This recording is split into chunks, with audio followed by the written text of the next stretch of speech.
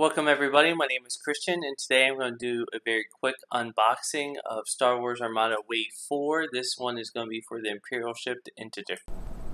Once again, sorry about the glare, but we'll try to go ahead and reduce that as much as possible. So I'm just going to open this up here. So this is the Interdictor. A lot of people have been very excited about this being reintroduced into Star Wars canon through the show Star Wars Rebels, and now being brought into Armada.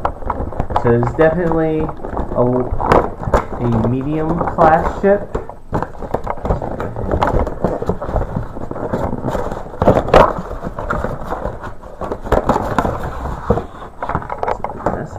So here's the model. It's definitely looking very good. And there's that. So no more glare.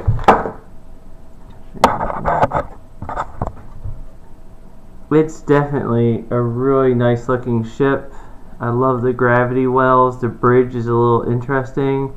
Definitely smaller engines compared to the Victory Star Destroyer. It's definitely a very clean looking ship. Let's go ahead and bring up the others as comparison. Alright, so here's how we can compare to the other Imperial ships. Here's the new Interdictor, definitely a little bit larger than the Victory Star Destroyer, but definitely smaller than the Imperial Star Destroyer.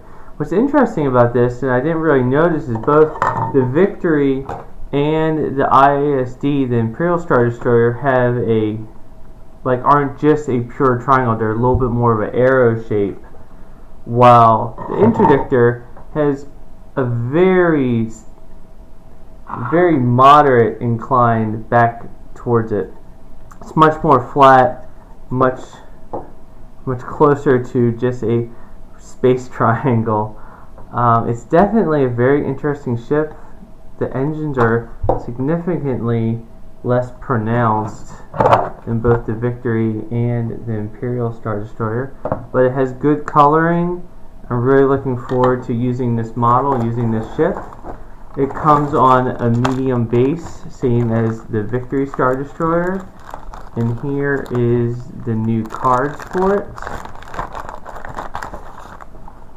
So here are the two different versions of it, the combat and the suppression. They both have their pros and cons. I think they're just 3 points apart. I think having that extra blue and black is probably worth going for the combat refit maybe a little bit more often, but being able to have two different gravity, the special abilities on the suppression version, I guess it really all depends on how much fighting you're planning on doing it, or if you really want it to be a support vessel.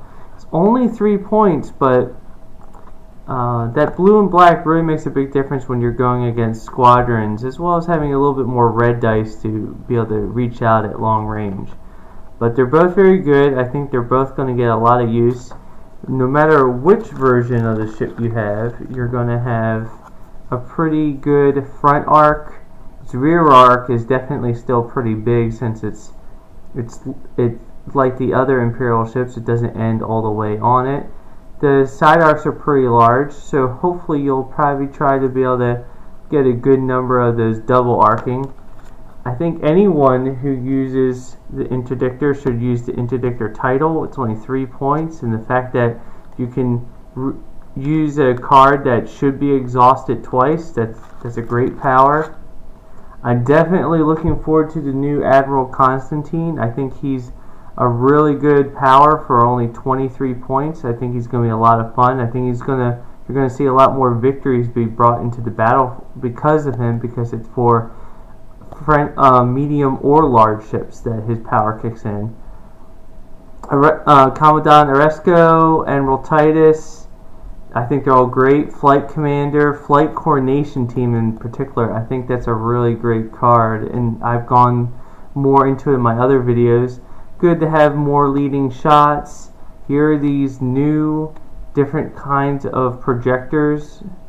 The experimental projectors, grav, shift reroute, grav well projector, and targeting scrambler.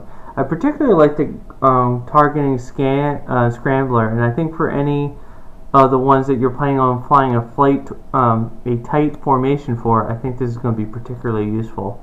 So that's all for the Interdictor. I hope you've found this helpful. And what do you like most about the Interdictor, and what are you most excited to use? Thank you, everybody. Goodbye.